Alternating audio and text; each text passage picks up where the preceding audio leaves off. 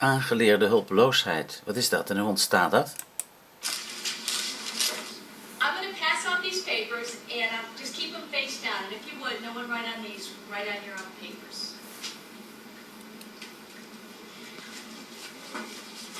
Keep them face down. Yeah.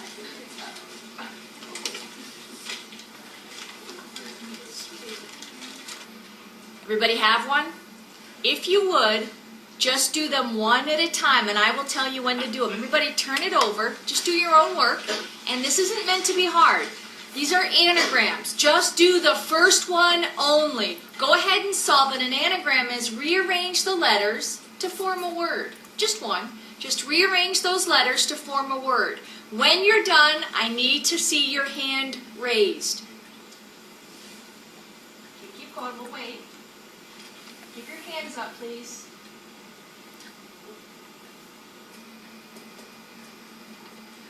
Just do number one. Don't go on.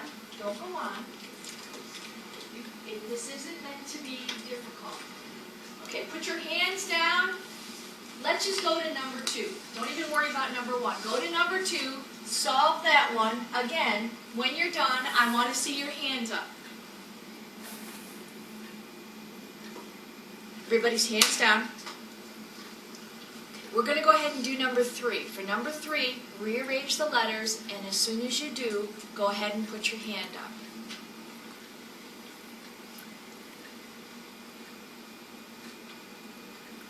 Here's what you need to know. You were both given two different lists. This side of the room was given these three words. The left side of the room, here you go. They were given bat. What would the word be? The second one, they were given lemon. Brian, the word? Melon. They were easy. The trick here was both of you were given the third word, which was the same. The third word was cinerama, which was American. Your first two words on this side of my classroom were not solvable. They were impossible tasks. I'm sorry. I know, but here's what we did this for. I was able to induce something called learned helplessness in the left side of the room very easily within about 5 minutes.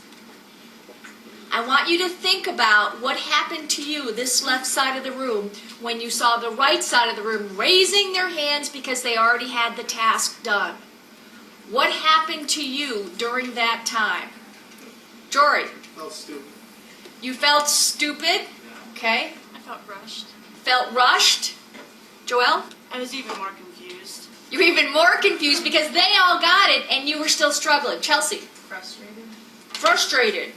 What happened by the time you got to the third word? Because I'm here to tell you, this side of the room is not significantly more intelligent than this side of the room. That was a random assignment. So what happened to show the differences? Why did you have more of a difficult time with the third word, which was the exact same word? Brian? My confidence was shot. What you experienced was a term called learned helplessness. How many have heard of the term before? Let me see your hands. Learned helplessness is often used in the academic literature to mean what? Jory? Basically, they fail once or can't do something one time, and then they apply that to everything in the future, so all the future applications become skewed by that learned helplessness. And here's the thing, and this is what I want everybody to understand. It's usually only used in the academic research. You'll see it in ed psych books. You'll see it in school textbooks when they talk about learning. But I'm going to challenge us to think about how learned helplessness can actually apply to the social scene. Can someone give me an example of how that might look? Tasha? It's like when a guy asks a girl out and he gets turned down, he's not going to be willing to keep asking girls out, afraid of getting turned And he down. stops trying. That's correct. And I want us to think about girls. We've talked about reviving Ophelia here. I want us to think about how, as we have been going through this book, how does it apply? Think about friendships. Can you induce learned helplessness in friendships? Because it's tough to